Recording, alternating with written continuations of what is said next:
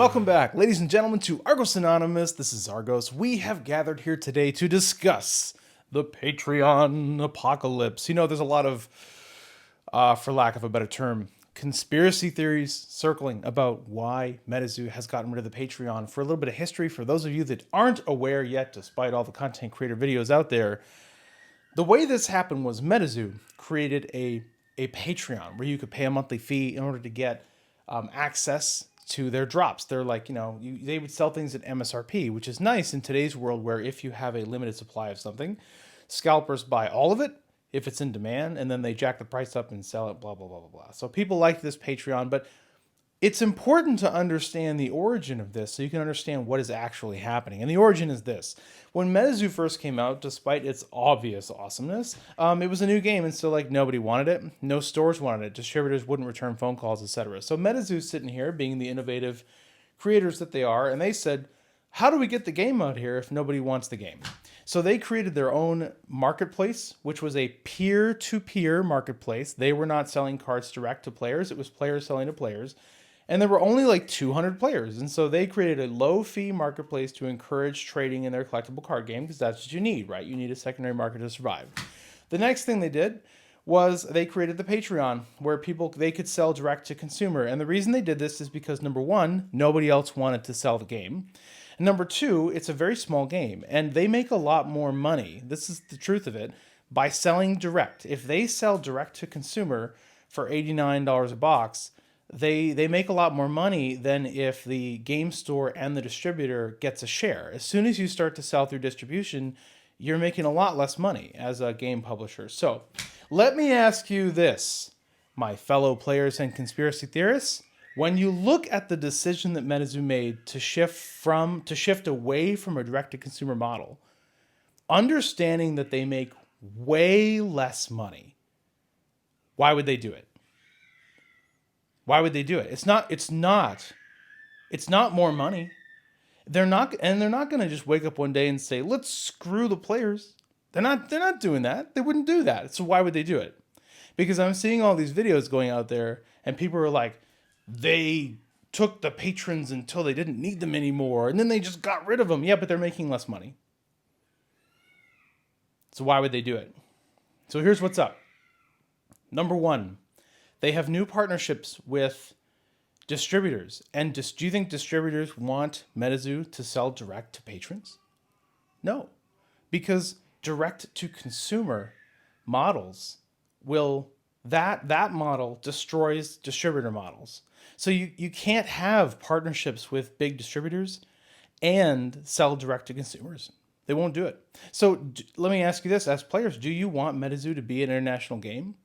Do you want it to be a huge thing and have a big community and be a blossoming, growing, awesome thing that continues to develop and evolve?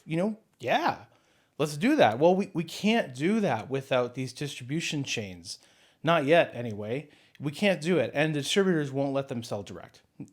That's it. The other thing is they had a meeting with a really big YouTuber, Tolarian Community College, right? You've probably heard of him, the professor.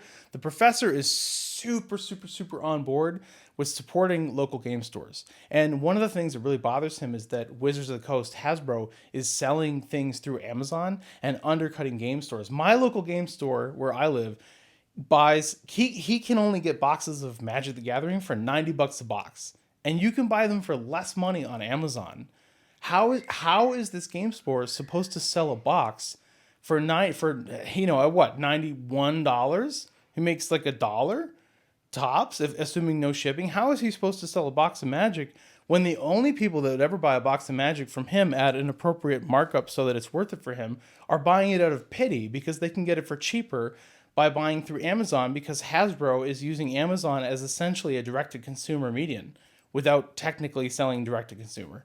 It's a dirty business, and it's killing game stores. It's driving them, totally out. So you have this massive YouTuber, Tolarian Community College, who knows this, and I guarantee you, since this decision happened the day after they talked, he must have told him, he's like, look, if you sell direct to consumer, I get it. You didn't have a choice before. That makes sense. But you can't keep doing it because it's going to immediately bristle all of the hair on the hairy arms of all of the LGS owners. So So MetaZoo looks at this, they look at their distributor deals, they probably look at this YouTuber, they look at the LGS model, and they say, you're right, we've outgrown it, we can't do it, we literally can't do it. And because they have partnership deals, there's probably non-disclosures. They can't talk about it. They can't come out to the Patreon and say, we signed a deal with these guys, they say we're not allowed to do it because it's a non-disclosure. So instead they just had to commiserate and, say, hey, I understand it's really frustrating. We're going to do whatever we can. They're going to refund the Patreon money for anyone who wants to refund it. Anyone who doesn't have their money refunded, it goes to charity. They're still doing a few drops. They're doing everything they can. And if you look at the actual Patreon comments, despite, a couple of videos on here that are like, I wanted a bunch of cheap boxes so I could resell it and make a lot of money, blah, blah, blah. The actual Patreon comments are predominantly supportive. And there has not been a max exodus. The Patreon is still full. So how much of a Patreon apocalypse is this if the Patreon's still full, the game is still taking off, and the decisions that were made were decisions that are designed to promote the community across all the local game stores and get the game out worldwide? It's a tough thing. I get it. People were really hoping for that. It's frustrating. Growing pains are challenging and difficult, but here's what I know. My local game store has a chance of surviving the year because of decisions like this. If games like Flesh and Blood and MetaZoo allow the game store to exist in the setting of things like Amazon that's just killing them all, then that's good for me because I have a place to go and play.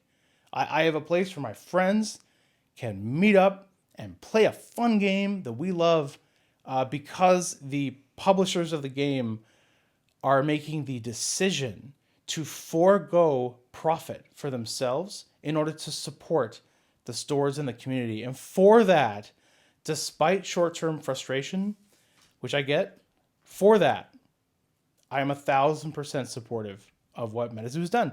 And I hadn't seen a video that really came out and just spelled it out. These are the facts of life. And so I just wanted to make one. So there you go. And I get it. Some people aren't going to like this. They're going to be like, I wanted my cheap boxes. And I totally get it. It's frustrating having to go and find product. I get it. It is frustrating. And actually, of note, I do orders for MetaZoo with this local game store here. And we actually are doing everything we can to help get product to people at MSRP. In fact, we ran a sale a couple days ago, and we got 349 people access to MSRP MetaZoo boxes.